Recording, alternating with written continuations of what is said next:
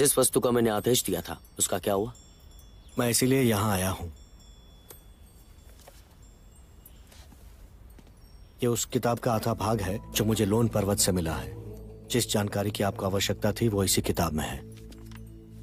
20 साल पहले किसी ने लोन पर्वत के साधु से ये किताब मांगी थी, लेकिन उन्होंने नहीं दी और फिर दोनों में बहस हुई और वो किताब 2 हिस्सों में फट गई।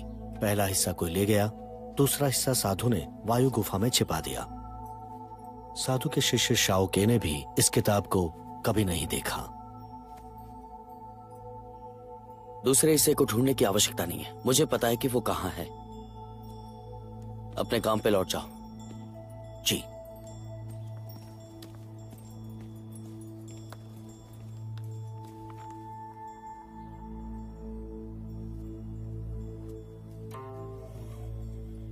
रोंगली, मेरा इंतजार करना।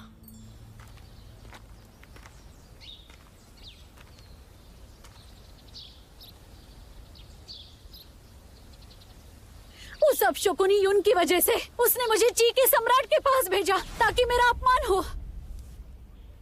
अच्छा, क्या ये शब्द पश्चिम है?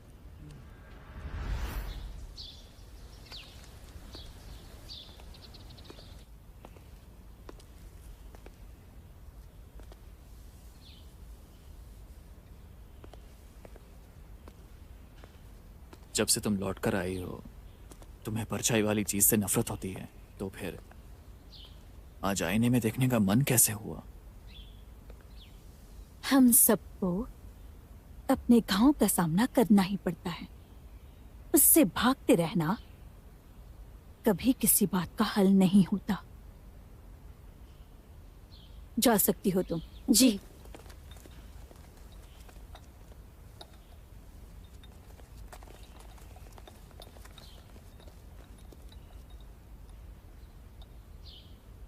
जब से तुम दक्षिण से वापस आए हो मैंने तुम्हें इस राजमहल में बहुत कम देखा है। जब मैंने तुम्हें खाने पर बुलाया था तब तुम व्यस्त हो कहकर मुझे टाल दिया था।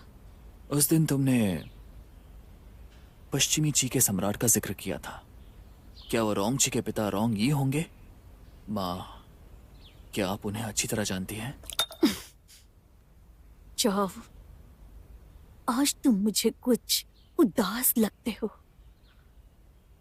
क्या हमारे दक्षिण के लोग कोई समाचार लाए हैं बेटा?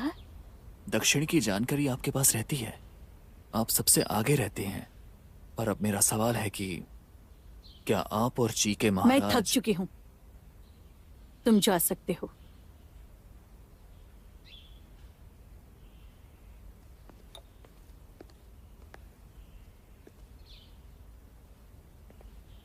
मुझे याद है जब मैं छोटा था मुझे यह महल बिल्कुल पसंद नहीं था। इस जगह के स्वामी ने मुझे अपना पुत्र कभी नहीं माना। इस महल में मुझे जरा भी चाहत नहीं मिली, यहां तक कि भोजन की गर्माहट भी नहीं। पर जब मैं यहां से चला गया तो लौटने की इच्छा होने लगी। आखिरकार मैं सम्राट का ज्येष्ठ पुत्र हूं, ये सब मेरा ही तो है और मेरा पूरा हक बनता है। इसे हासिल करने के लिए मैंने बहुत सहा है और आखिरकार मैंने ये सब हासिल किया। लेकिन उसके बाद मुझे विचार आया, क्या ये जगह वास्तव में मेरा है भी या नहीं?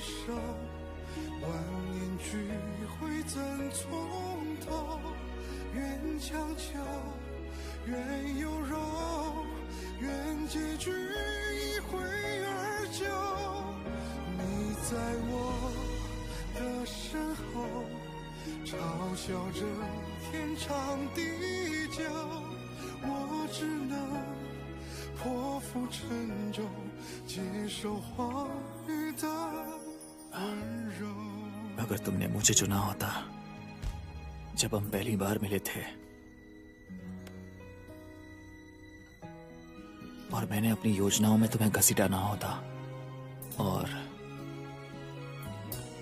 मैंने अपने ही हाथों से तुम्हें विष ना पिलाया होता, या तो मैंने तुम्हें उसी क्षण पहचान लिया होता, शायद हम आज भी साथ होते। पर सच्चाई ये है कि शायद जैसी कोई चीज होती ही नहीं।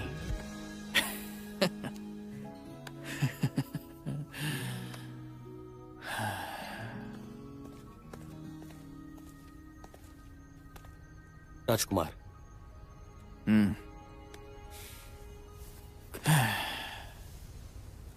बताओ क्या बात है? समाचार मिला है सीमा पर सब तसुरों ने रोंगली पर घात लगाया, लेकिन राजकुमार ज़ेनबे के आदमी ने उन्हें बचा लिया। क्या कहा? रोंगली के लिए उसने मान सम्मान दांव पर लगाया था और अब वो उसके पीछे हथियारे भेज रहा है। वो चाहता क्या है? शायद वो उससे बहुत प्रेम करता है। वो अपने प्रेम में दरार सह नहीं पाता, वो धोखा सह नहीं सकता, और जब वो कलंक फैला तो वो अपना निर्णय बोध खो बैठा। सुना है कि मोहतरमा युन की अस्थियां खो जाने के बाद राजकुमार ली और राजकुमारी रोंगली के बीच की दूरी बढ़ गई। उनका रिश्ता पहले जैसा नहीं रहा। इसी वजह से राजकुमार को लगा कि उनकी पत्नी किसी और को चाहती है। उन्होंने सब तसुरों को उसे मारने के लिए भेज दिया, मानो जैसे कि राजकुमार ली उन्हें जान से मारना चाहते हैं। क्या वो यून का बदला लेना चाहता है? सेना का मनोबल बचाने के लिए उसने रोंगली को छोड़ दिया। रोंगली अब कहाँ है? वो चैन में है और पश्चिमी ची के सम्राट भी वहीं जा रहे हैं। तुरंत सबको बताओ, मैं चैन जा रहा हूँ। युवराज, महारानी को पता चल गया तो? यदि उसे पता चले तो उसे कह देना कि मैं अपनी सेना के लिए घोड़े खरीदने जा रहा हूँ। बस ये उसके लिए काफी रहेगा। जाओ। जी। राजकुमार ली, यदि तुमने मेरे जैसी भूल की तो मैं रोंगली को तुम्हारे पास लौटने नहीं दूंगा।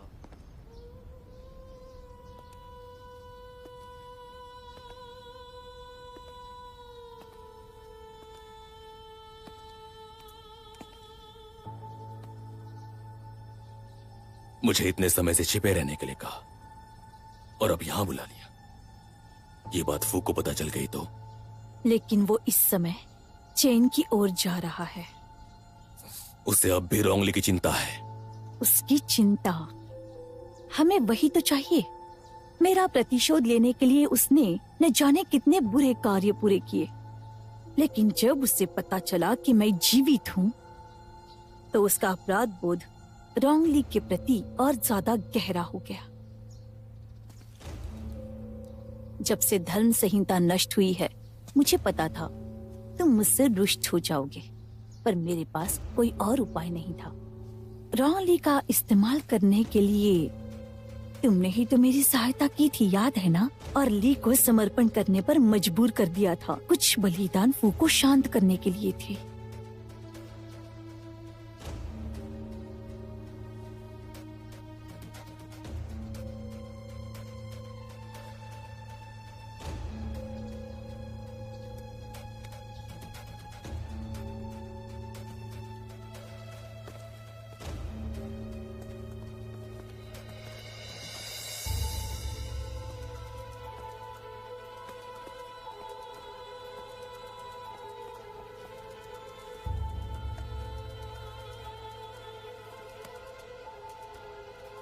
समझता हूं, मैं तुमसे नाराज नहीं था इतने सालों में, चाहे जो कुछ भी हुआ हो।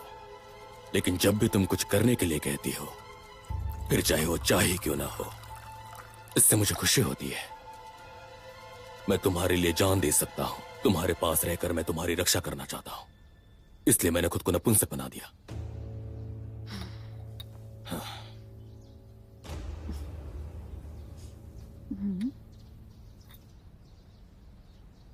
तुम्हारा मेरे प्रति ये स्नेह मैं कभी नहीं भूलूंगी।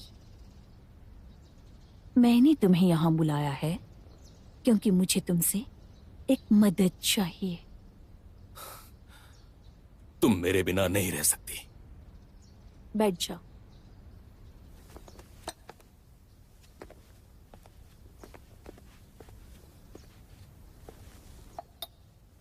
पिछले 1 वर्ष से मैंने फू को दक्षिण पर चढ़ाई करने का आदेश दिया, पर वो तैयार ही नहीं हुआ। वो तो अकेले ही वहां मृत्यु को आमंत्रण देने चला गया।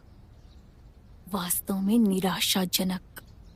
जब वो मेरी नहीं सुन रहा है तो तुम ही मेरी ओर से चैन जाओगे, किसी तरह उसकी सहायता करने। यदि उसका हठ यूं ही बना रहा तो मेरा प्रतिशोध। समझ गया मैं। उस रोंग ली की रक्षा करने के लिए ली ने भी अपने बॉल उस रोंग ली की तरह सफेद करवा लिए थे। मुझे लगा था वो हमेशा उसकी रक्षा करता रहेगा, पर उनका ये कदम मेरी कल्पना से बिल्कुल परे है। उसकी माँ की अस्थियां खोने से वो थोड़ा बौखला गया है।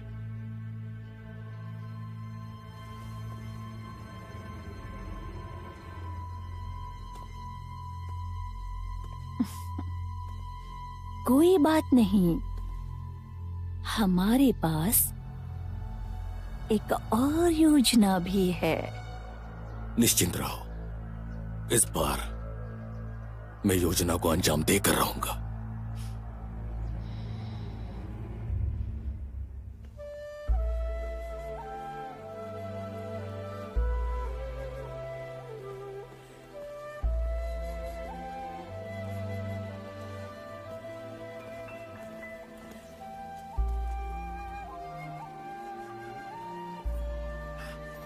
ये इतनी देर क्यों लगा रहे हैं? कहीं रास्ते में वो किसी मुसीबत में तो नहीं पड़ गए? लीवू ने अभी पत्र भेजा है। रोंगली घायल हो गई है, उपचार कराने किसी औषधालय गए हैं, इसी वजह से रथ तेज नहीं चल पाया। युन, इतना मत घबराओ, रोंगली अब चैन की सीमा के भीतर है। उनके साथ लीवू जैसा रक्षक है, चिंता मत करो।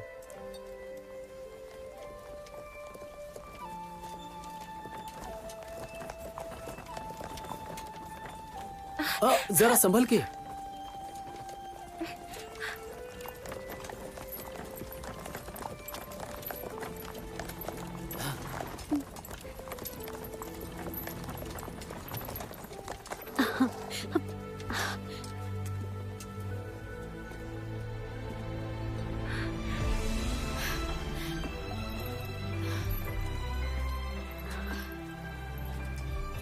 जायुन, राजकुमारी रोंगली।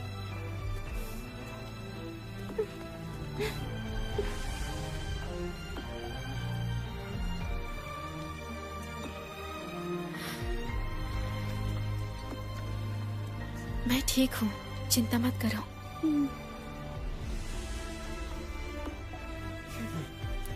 युन, रोंगली अभी घायल है, लंबा सफर तय करके आई हैं। चलो अंदर चलकर बात करते हैं।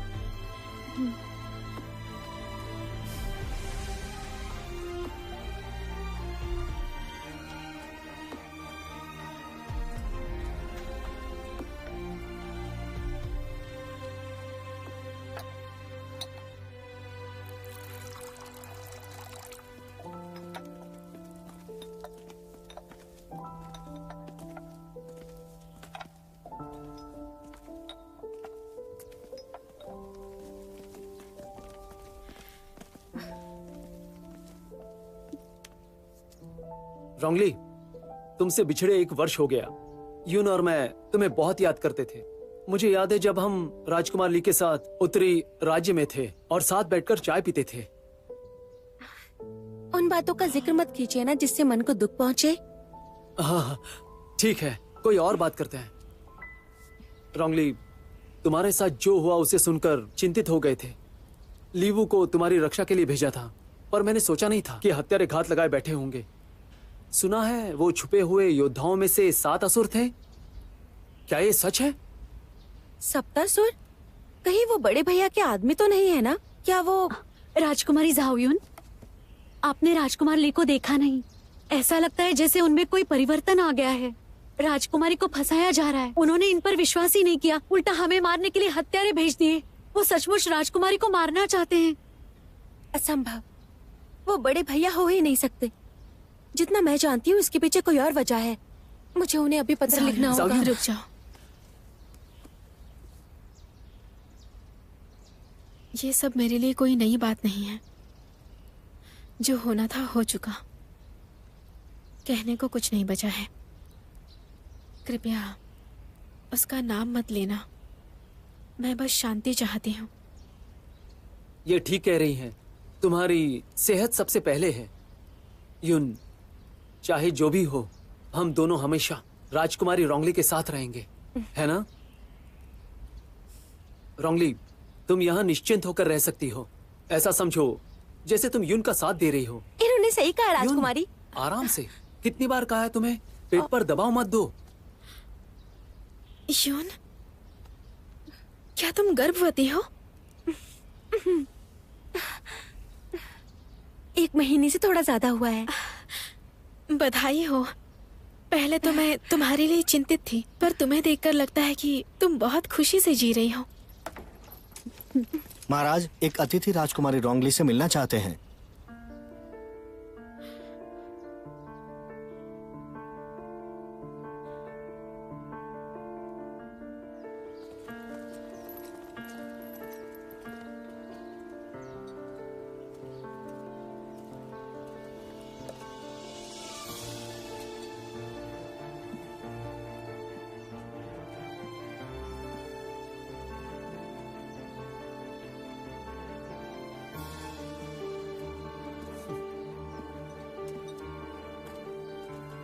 उचित सत्कार न कर पाने के लिए क्षमा चाहता हूँ। स्वागत है, स्वागत। कोई बात नहीं राजकुमार सिंह भी। मैंने आने से पहले कोई भी पत्र नहीं भेजा था, अचानक आना पड़ा। आशा है कि आपको बुरा नहीं लगा होगा। हरगिज नहीं। आपके तेज और शौर्य की चर्चा सुनी थी, देखकर लगता है अफवाहें सही थी। आइए भीतर चलिए। पहले आप।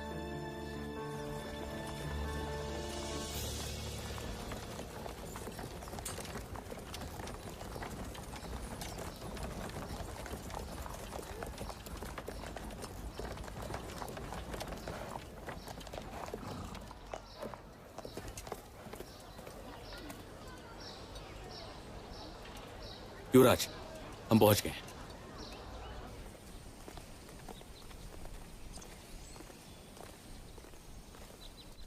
आइए।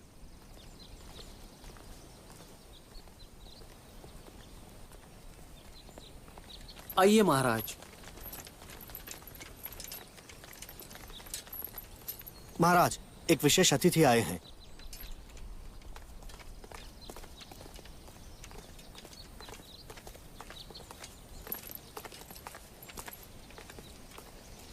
रोंगची, तुम यहाँ क्या कर रहे हो? हमें मिले 1 साल से ज्यादा हो गया तो आपसे मिलने आ गया हूँ, लेकिन तुम्हारे तौर तरीके तो खो गए हैं।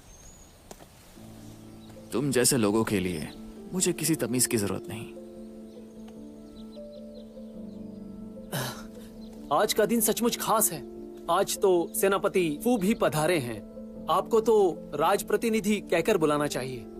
महाराज, ये युवराज हैं। चलिए हम सब भीतर चलकर बात करते हैं। चलिए। क्या तुम फिर से रोंगली को नुकसान पहुंचाना चाहते हो? मैं नहीं जानता कि तुम क्या कह रहे हो। सच कहूं तो रोंगली मेरी प्यारी बहन है और मैंने उसके लिए अच्छा ही किया है। मैं उसे नुकसान क्यों पहुंचाऊंगा? सवाल है तुम्हारा।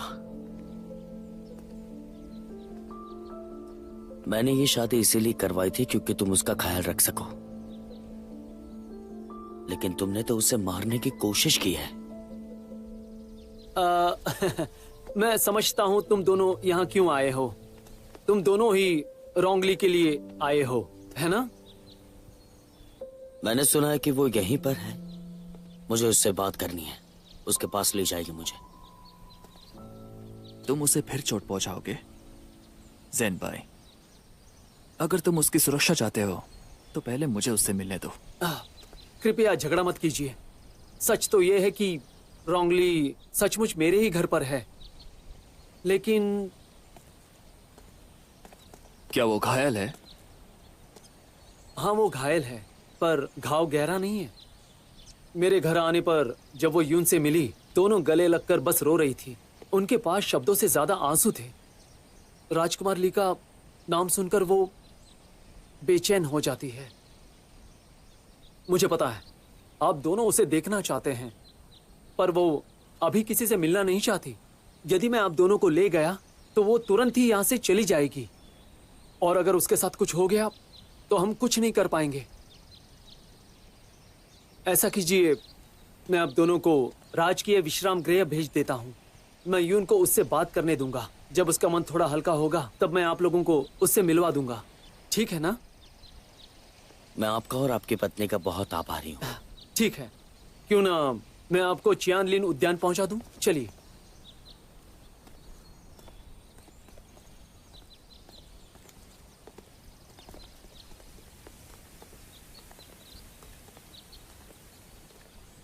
मुझे आश्चर्य है कि ची के सम्राट और सेनापति फू यहाँ हैं। राजकुमारी, आप निश्चिंत रहें। यदि आप उनसे नहीं मिलना चाहती तो मैं उन्हें आपको परेशान नहीं करने दूंगी। ज़ाओयुन, तुम्हें मेरे साथ आने की जरूरत नहीं है। तुम्हें इस अवस्था में आराम करना चाहिए। कोई बात नहीं, मुझे आपका साथ भी बहुत अच्छा लगता है। पिछले 1 वर्ष में चियान यी के अलावा मुझे किसी से दिल खोलकर बात करने का मौका नहीं मिला। काश वो पुराने दिन फिर से लौट आते, जब आप मेरे पास थी, बड़े भैया थे और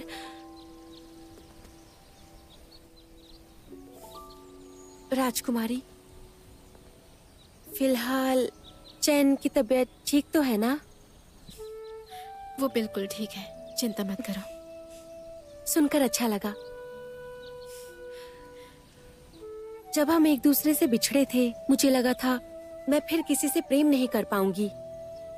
यहाँ आने के बाद पहले मैं उदास रहती थी, जीवन जैसे अर्थहीन लगता था, पर चियान यी ने हर दिन मुझे खुश रखने की पूरी कोशिश की है। जब मैं बीमार पड़ती थी तब उसने सबसे बड़े वैद्य को बुलाया। मुझे यहाँ का खाना अच्छा नहीं लगता था तो उसने मेरे लिए उत्तरी राज्य का रसोइया बुलवा लिया। बस मेरी जरा से मुस्कुरा देने पर ही वो कई दिनों तक खुशी से भर जाता था। जीवन में मुझे पहले कभी इतना प्रेम नहीं मिला था।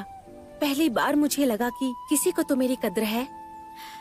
लगता है वो सच में तुमसे बहुत प्रेम करते हैं। वो तुम्हारे साथ बहुत समय बिताते होंगे ना? पहले तो जैसे ही घर आता था सीधा मेरे पास बैठ जाता था, लेकिन पता नहीं इन दिनों क्यों ज्यादा ही व्यस्त रहने लगा है। घर आते ही अपने अध्ययन कक्ष में सीधा चला जाता है।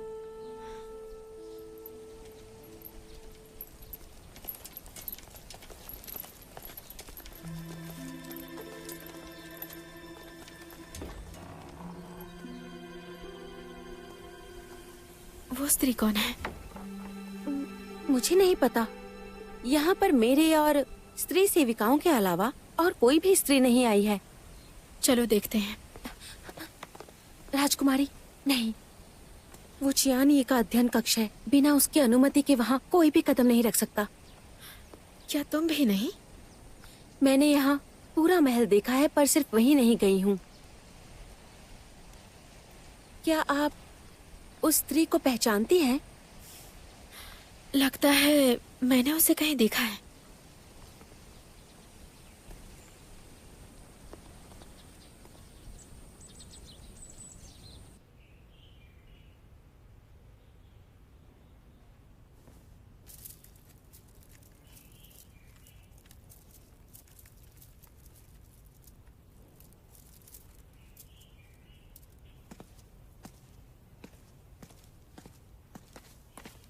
राज प्रतिनिधि, मैं आपकी क्या सहायता कर सकता हूँ? आप अंदर नहीं जा सकते। मेरे रास्ते में आने की इतनी हिम्मत? मैं नहीं हटूंगा। सुन, मेरी बात सुनो, हमें अकेला छोड़ दो। जी। अब बताओ मुझे, असल में तुम यहाँ क्यों आए हो? पिछली बार जब हम मिले थे तुम्हारा स्वभाव कठोर नहीं था।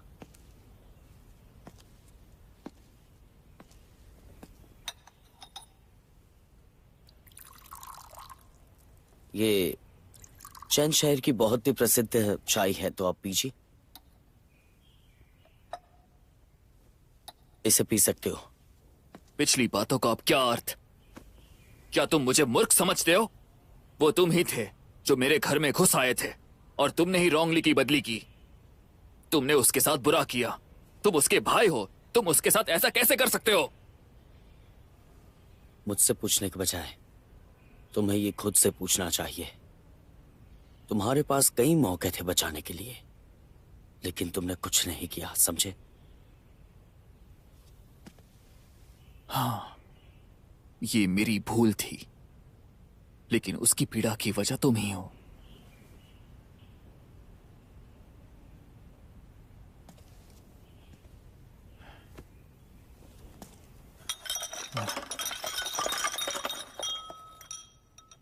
तुमने ही मेरी रोंगली को मुझसे छीना है।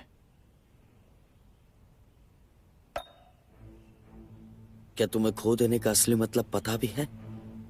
वो तुम्हें कभी प्रेम नहीं करती थी, ना ही वो तुम्हारी कभी थी, तो मैं कैसे छीन सकता हूं? मुझे पता है, मुझे मारने का मौका ढूंढ रहे हो। काश मैं वैसा कर पाता, लेकिन मुझे तुम पर दया आती है। आज तक तुम्हें पता नहीं कि तुम्हारे कौन कौन शत्रु हैं, समझे? इसी बात पर तरस आती है।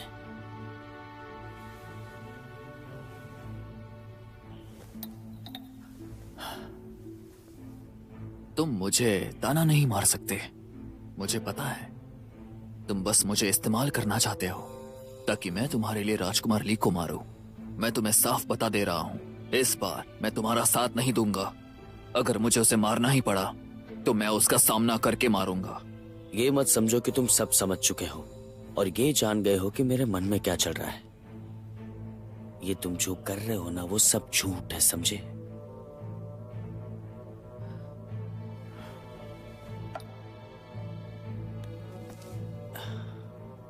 फुचाओ, अगर मैं तुम्हारी जगह होता तो तुरंत उत्तरी राज्य लौट जाता और कुछ नहीं करता। नहीं तो बहुत जल्द तुम्हें समझ में आ जाएगा कि पूरी उम्र मूर्खता में बीत गई।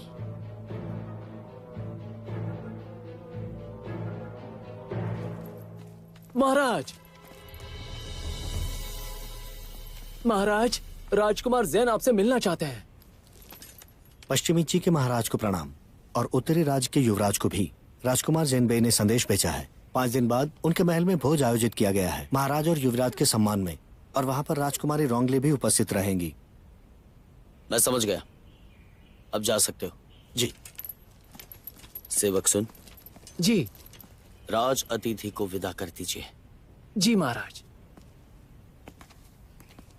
महोदय, कृपया आप मेरे साथ चलिए।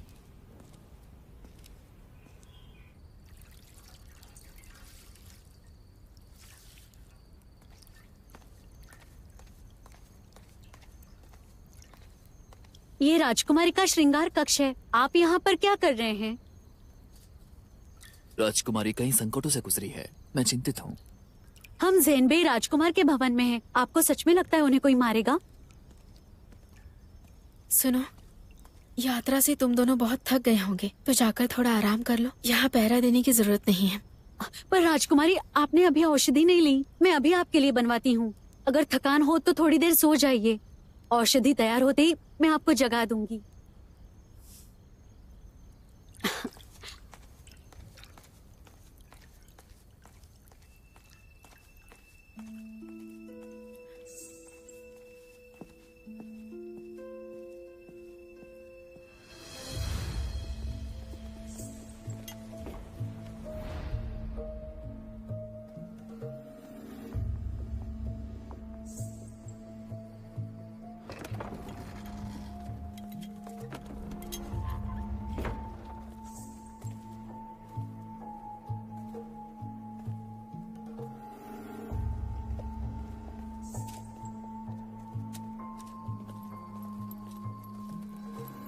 क्या आज भवन में कोई बात हुई?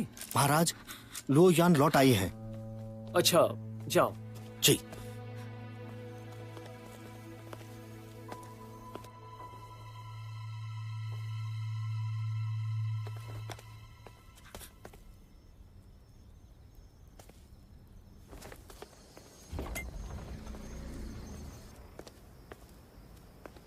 बुद्धि विद्यालय में तुमने मुझसे क्या वादा किया था? कि तुम दोबारा खुद को संकट में नहीं डालोगी, है ना? मुझे फिर से परेशान नहीं करोगी। मैंने खुद को चोट पहुंचाई इसलिए नाराज होना। मैंने तुम्हारे लिए वादा तोड़ा। मुझे माफ कर दो।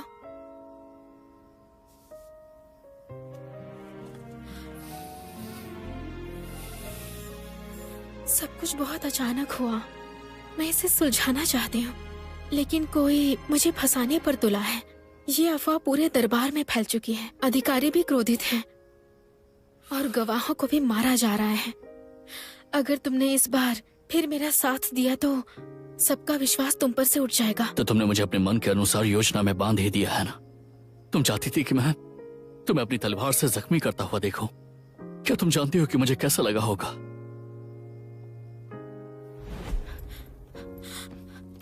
ली, तुम मुझ पर भरोसा करते हो ना?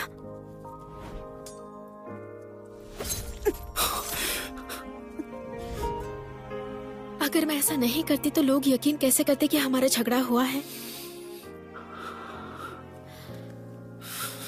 ली, उत्तरी राज्य से युद्ध करना है तो सेना का विश्वास पाना जरूरी है। हाल ही में फैली अफवाहों की वजह से सैनिकों में फूट पड़ गई है। इस बार मैं अपने कारण सेना का मन डगमगाने नहीं दूंगी।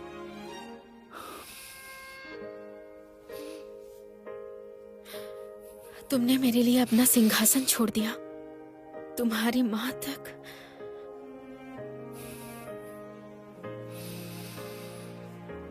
मेरी माँ के साथ जो हुआ उसमें तुम्हारा कोई दोष नहीं है। पिछले कुछ दिनों से मैं बहुत सोच रहा हूं। मैंने अपनी माँ को निराश किया है, पर अगर मुझे एक और अवसर मिले तो मेरा निर्णय फिर भी यही होगा। मैं तुम्हें किसी ऐसी बात के लिए नहीं छोड़ सकता जो अभी तक हुई ही ना हो। मैं बहुत व्याकुल था। मैं जोंगशान पर हमला करना चाहता था। फूचू और फूयान को हराकर अपने माता पिता का बदला लेना चाहता था, पर तुम्हें दांव पर रखकर कभी भी नहीं। ऐसा नहीं हो सकता। मैनियाओ, मैंने अपने माता पिता दोनों को खो दिया है, पर मैं तुम्हें खोने का जोखिम नहीं उठा सकता हूं, समझी?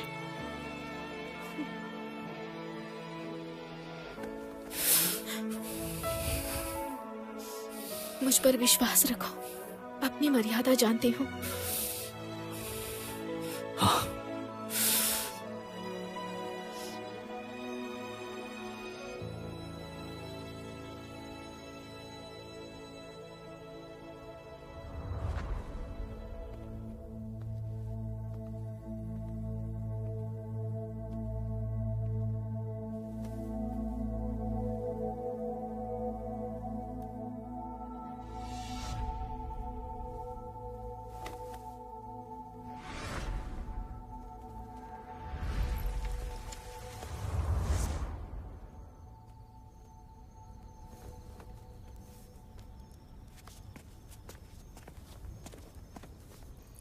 तुम मेरे राज्य में षड्यंत्र रच रहे हो और मुझे भी साथ देने के लिए कह रहे हो। तुम्हें क्या लगता है मैं तुम्हारे साथ मिल जाऊंगा? वो मेरे बहुत ही करीबी मित्र हैं और तुम मुझसे जो चाह रहे हो कि मैं भी तुम्हारी तरह एक गद्दार बन जाऊं। तुम्हारी ये कृतज्ञता मेरे लिए बहुत ही बड़ी बात है, और ये तुम्हारे महान उद्देश्य और महत्वाकांक्षा के आगे कुछ भी नहीं है। मेरी महत्वाकांक्षा, मेरा लक्ष्य, मेरी मंजिल वो नहीं जिसे तुम्हारे जैसे सामान्य व्यक्ति समझ सके। और तुम्हारी रानी पहले शासकों की राजकुमारी थी, तो बताओ मैं उस पर क्यों विश्वास करूं?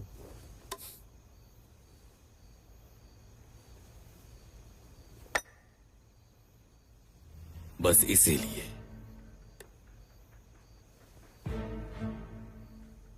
यह है मेरी स्वामिनी की मित्रता और सहयोग का पत्र। उनकी उपाधि और सामर्थ्य को आप भली भांति जानते हैं कि इस पत्र का आखिर मतलब क्या हो सकता है।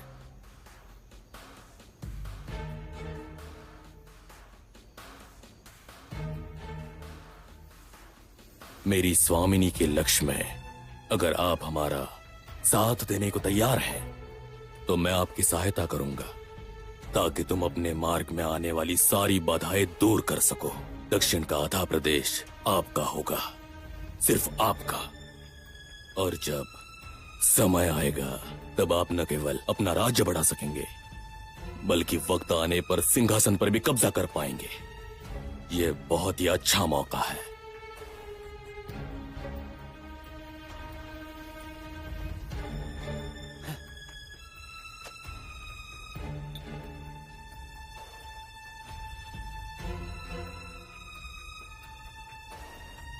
ये बहुत ही जरूरी है। रुक जाइए, आप नहीं जा सकती।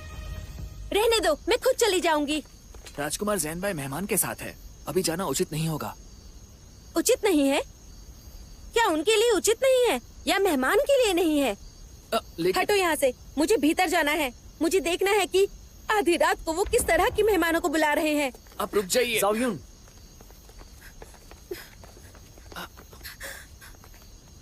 क्या हुआ? आखिर बात क्या है? मैंने अभी एक सपना देखा। तुम किसी और स्त्री के साथ विवाह कर रहे थे। तुम मुझे प्रेम नहीं करते। वो तो केवल सपना था। मैं समझा कोई गंभीर बात है। सब ठीक है। ये बहुत गंभीर बात है। मैं अकेली ही अपना राज्य छोड़कर यहाँ आई हूँ। ना मेरा कोई अपना आया और ना ही कोई मित्र। बस तुम ही मेरे हो। अगर तुम्हें भी प्रेम नहीं होगा तो मेरे पास क्या ही बचेगा। मेरी बात सुनो, मुझे सच सच बताओ, तुम मुझे अपने कक्ष में आने नहीं देते हो। कहीं ऐसा तो नहीं कि अंदर कोई और स्त्री तुमने छुपाई हुई है? तो तुम ये देखने आई हो कि मैं किसी महिला से बात तो नहीं कर रहा? अगर तुम्हें इतनी चिंता हो रही है तो मेरे साथ चलो, मैं तुम्हें दिखाता हूँ।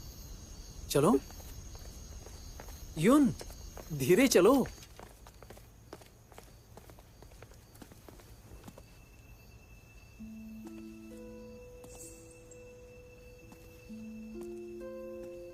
प्रणाम राजकुमारी।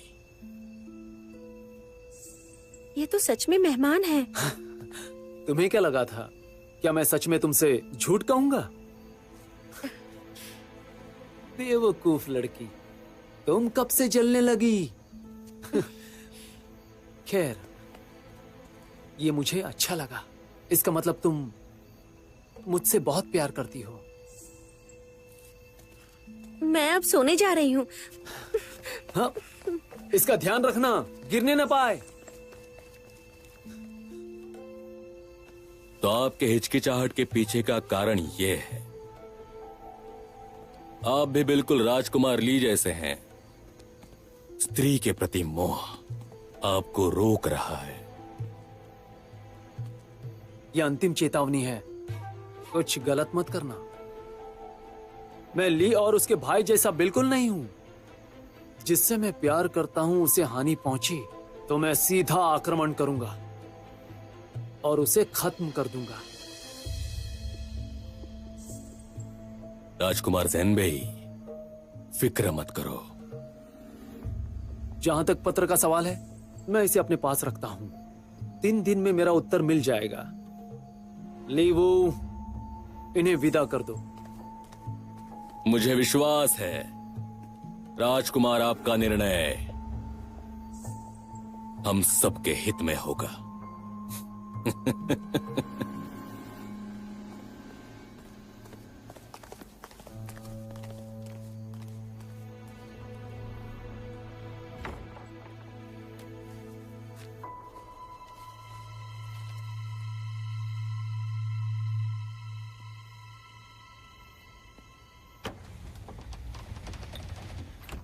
लो यान, तुम आ गई।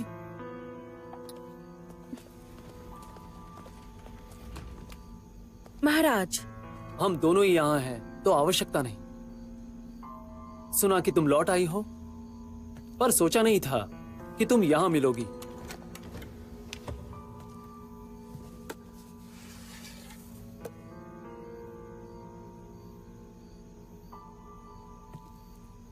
बाहर बात करते हैं।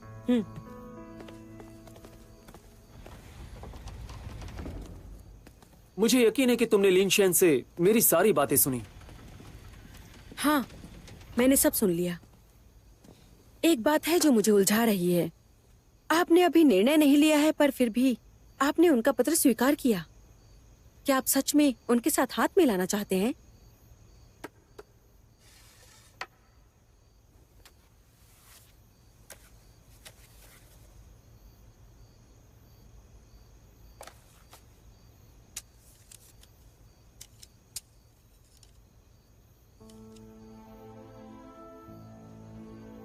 यदि आपने निर्णय नहीं लिया है तो मैं आपसे कुछ कहना चाहती हूँ। आप उनसे मत जुड़िए। वो आपके मित्र को हानि पहुँचाना चाहते हैं, खासकर राजकुमारी रोंगली को, जिन्होंने कभी आपके लिए अपने प्राण तक दिए थे। लुओयान, क्या तुमने यात्रा में इतना समय बिताया कि अपना लक्ष्य ही भूल गई? मैं अपना लक्ष्य नहीं भूलती। जब चैन में गृह युद्ध छिड़ा, धरती तप रही थी, तब आप ही थे जो युद्ध भूमि में कूद पड़े और असंख्य लोगों को बचाया था। मेरे लिए आप मानो एक उद्धारक थे, एक विशाल उद्देश्य वाले व्यक्ति। कभी आपने मुझसे पूछा था क्या मेरी कोई अभिलाषा है? मैंने कहा था कि मेरे माता पिता युद्ध में मारे गए हैं, तो मेरी इच्छा है कि कभी युद्ध ना हो। तब आपने कहा था आपकी भी यही इच्छा है।